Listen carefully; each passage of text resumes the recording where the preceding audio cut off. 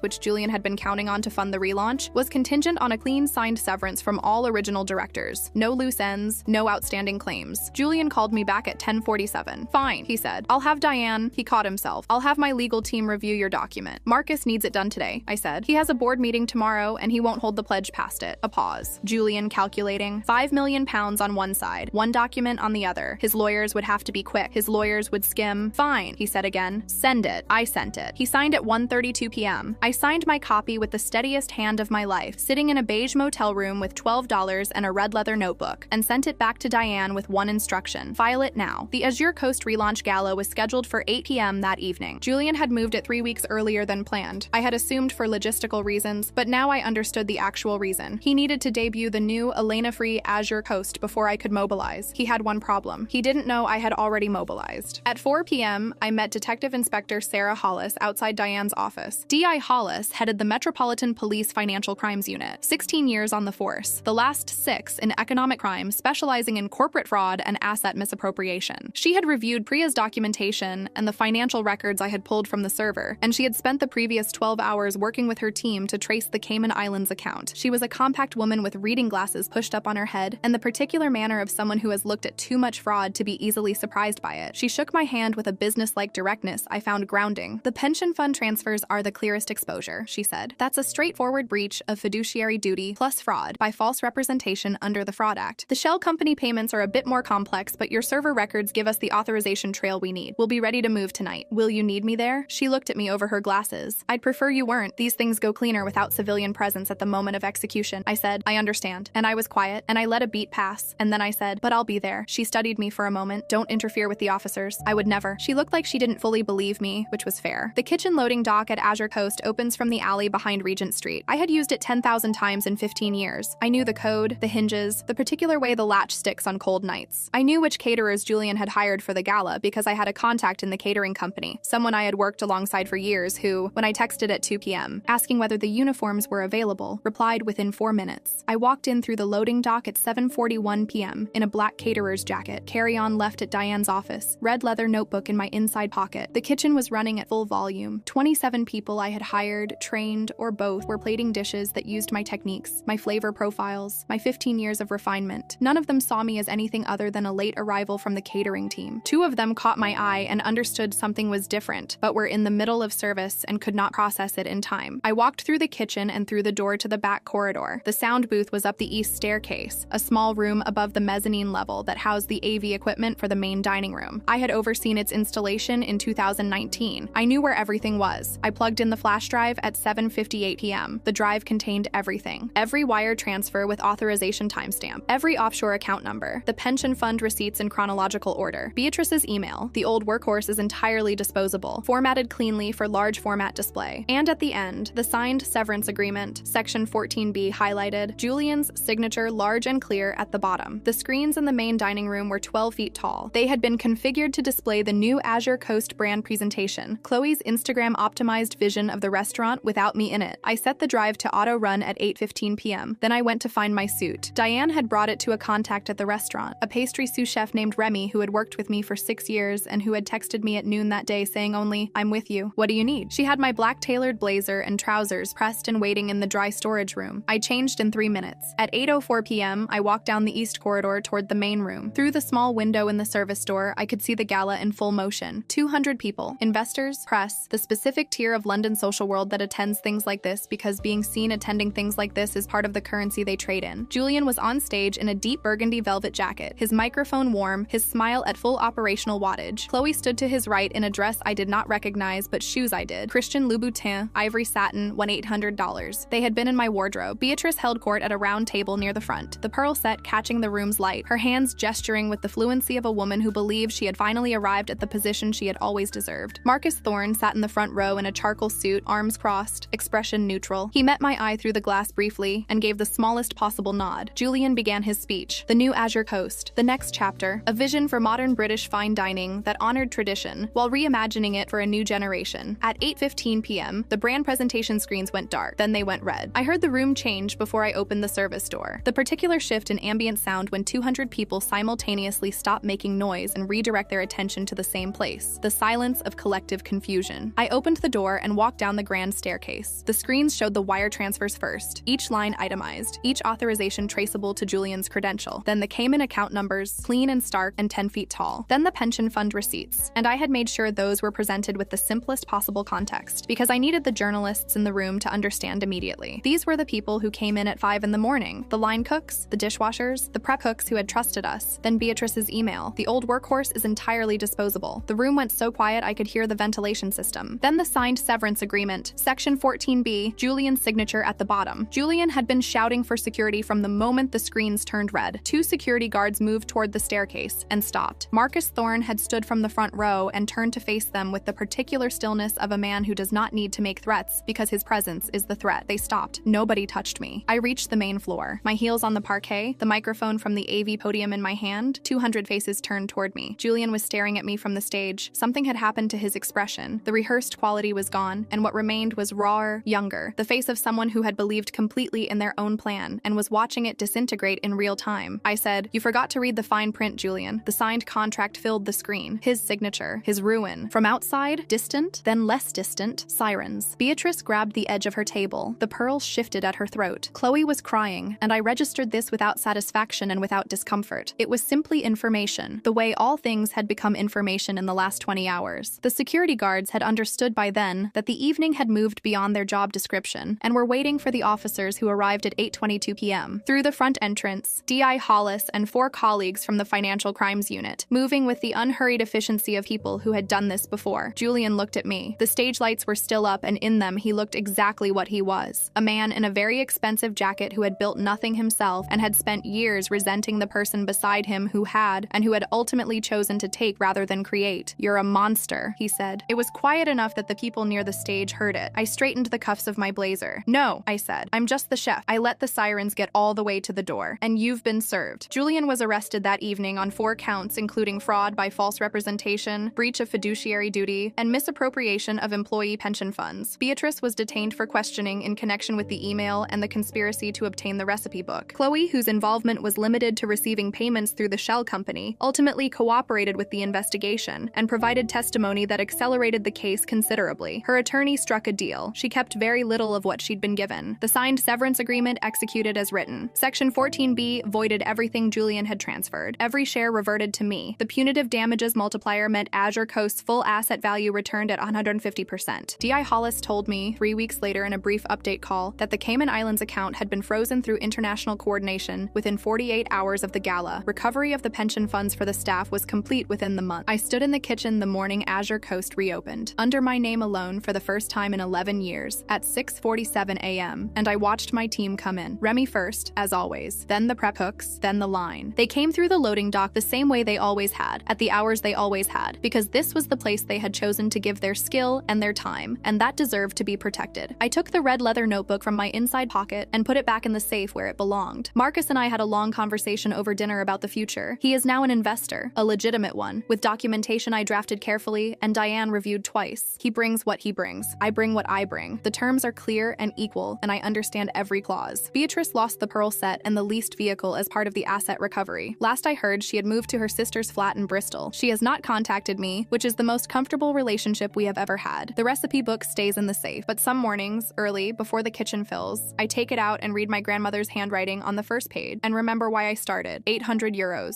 a second-hand range, a 12-table space in Paris. Everything came from knowing what you had and refusing to let anyone else decide what it was worth. Julian thought he was taking my restaurant. What he actually did was hand me back the only version of it that ever mattered.